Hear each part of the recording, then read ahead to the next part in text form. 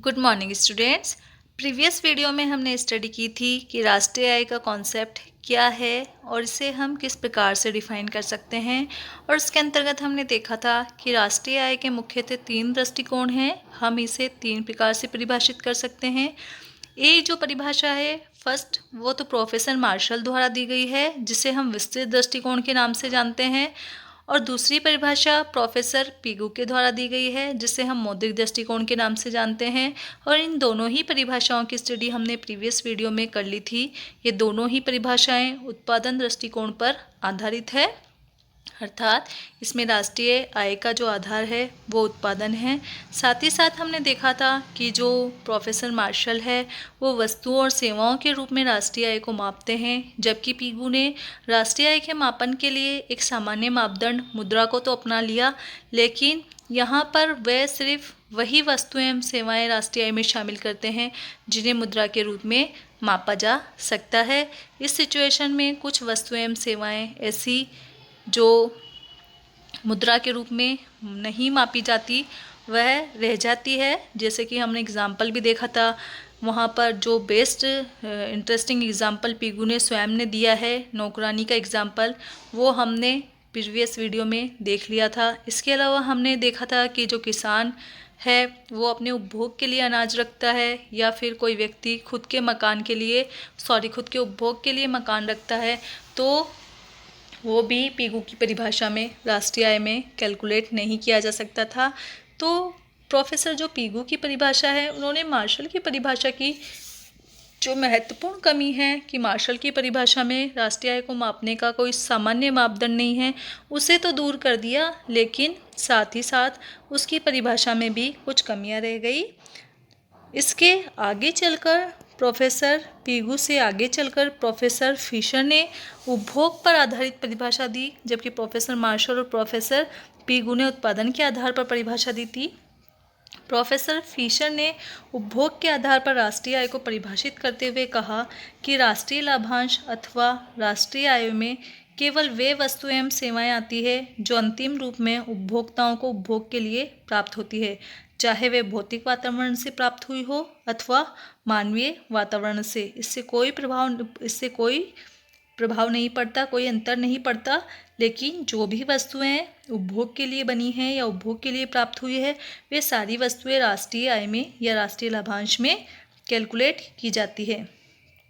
अगर हम इसी परिभाषा को अन्य शब्दों में कहें तो हम ये कह सकते हैं कि वास्तविक राष्ट्रीय आय वार्षिक विशुद्ध उत्पादन का वह भाग है जो उस वर्ष विशेष में प्रत्यक्ष उपभोग किया जाता है। यहाँ हम फिशर की परिभाषा का अगर एनालिसिस करें तो ये जो फिशर की परिभाषा है वो हमें काफ़ी तार्किक और काफ़ी अधिक उपयुक्त लग रही है, क्योंकि उत्पादन का अंतिम लक्ष्य उपभोग होता है। हम जो भी उत्पादन करते हैं या अर्थव्यवस्था में जो भी उत्पादन किया जाता है, उन सब का अंतिम लक्ष्य उपभोग ही है। इसलिए उत्पादन का केवल वह भाग ही राष्ट्रीय आय में सम्मिलित किया जाना चाहिए जो उस वर्ष में उपभोग किया गया हो। फिशर के अनुसार एक ओवरकोट, उन्होंने इस एग्जाम्पल के थ्रू समझाया है कि किस तरीके से हम राष्ट्रीय आय की कैलकुलेशन करेंगे। तो उन्होंने बताया कि एक ओवरकोट या पियानो, उसका सारा मूल्य हम राष्ट्रीय आय में शामिल नहीं करेंगे, बल्कि उसका केवल उसी भाग या वही मूल्य हम राष्ट्रीय आय में शामिल करेंगे जितना उसका उपभोग उस वर्ष में हो रहा है। बाकी जो भी है वो राष्ट्रीय आय का भाग नहीं है, बल्कि केवल पूंजी में वृद्धि है। अर्थात अगर हमने कोई भी वस्तु खरीदी है, किसी भी वस्तु का उत्पादन हुआ है, तो वह पूरा का पूरा उत्पादन इस साल की राष्ट्रीय आय में शामिल नहीं होगा। फॉर एग्जांपल, एक टीवी का उत्पादन अर्थव्यवस्था में हुआ तो उस टीवी का पूरा मूल्य राष्ट्रीय आय में शामिल नहीं होगा, क्योंकि वह टीवी 1 वर्ष तक ही नहीं चलेगी, यानी जो राष्ट्रीय आय का संबंधित वर्ष है उसी में नहीं चलेगी, बल्कि वो आगे 5-6 साल तक हमारी यूटिलाइजेशन हम उसका करेंगे। तो हम टीवी का पूरा मूल्य आज की जो इस सेशन की या इस वर्ष की जो राष्ट्रीय आय है उसमें शामिल नहीं करेंगे, बल्कि उसका वही भाग इस वर्ष की राष्ट्रीय आय में शामिल करेंगे जितना कि उसका उपयोग किया जा रहा है। फॉर एग्जांपल, टीवी 50,000 की है और हम ये एज्यूम करके चलते हैं कि वह 5 साल तक उपयोग की जाएगी, तो हम 50,000 की जो टीवी है उसका सिर्फ 10,000 रुपये ही इस वर्ष की राष्ट्रीय आय में शामिल करेंगे, क्योंकि यह टीवी 5 वर्ष तक उपयोग की जाएगी। तो फिशर ने उपभोग के आधार पर राष्ट्रीय आय को परिभाषित किया, ना कि मार्शल और पिगू की तरह उत्पादन के आधार पर। देखिए, अगर फिशर की परिभाषा की हम कैरेक्टरिस्टिक्स की बात करें, उसकी विशेषताओं की बात करें, तो हम ये कह सकते हैं कि जो फिशर की डेफिनेशन है वो मानव कल्याण से मैच करती है, क्योंकि फिशर उपभोग की बात करते हैं और जो कल्याण का कॉन्सेप्ट है वो उपभोग से ही जुड़ा हुआ है, ना कि उत्पादन से। तो यानी फिशर की डेफिनेशन क्या है? मानव कल्याण से मैच कर रही है। फिशर ने अपनी परिभाषा में उपभोग को आधार माना है और फिशर की परिभाषा भी वार्षिक गणना से ही संबंधित है, अर्थात इसमें भी जो कैलकुलेशन की जा रही है वो वार्षिक आधार पर ही की जा रही है।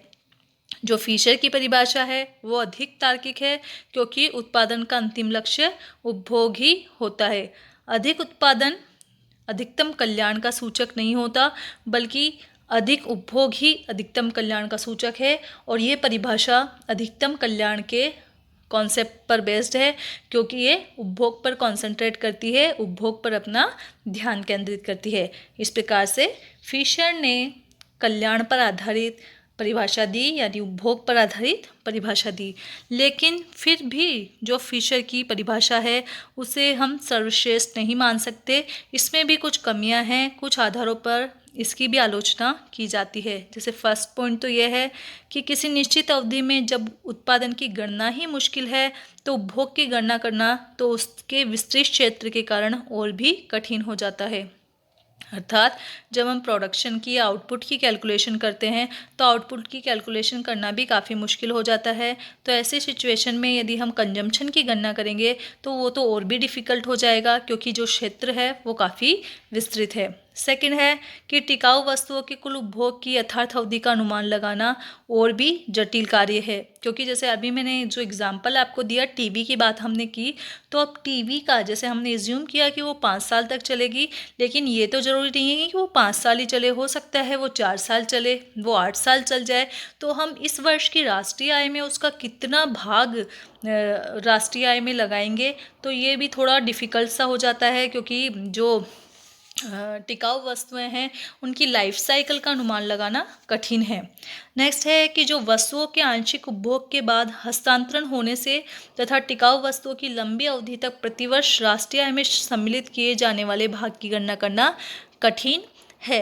इस प्रकार जो फिशर की परिभाषा है वो भी कुछ आलोचनाओं से युक्त है। नेक्स्ट हम देखते हैं कि हमने जो ये 3 डेफिनेशंस या 3 प्रकार की परिभाषाओं की स्टडी की है, इनमें से हम सर्वश्रेष्ठ परिभाषा जो सर्वोपयुक्त परिभाषा है वो किसे माने।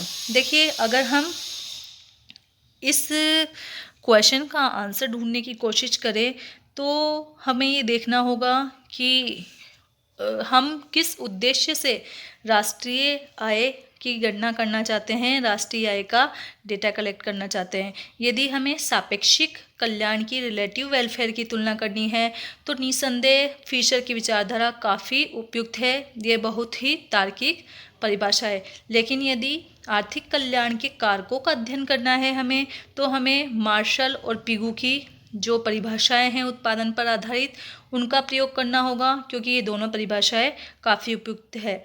इसके अलावा पिगू और मार्शल की परिभाषाएं काफ़ी सरल और व्यावहारिक भी है, जबकि जो फिशर की परिभाषा है वो तार्किक है, लॉजिकल है और समाज कल्याण के उद्देश्य से भी मेल खाती है।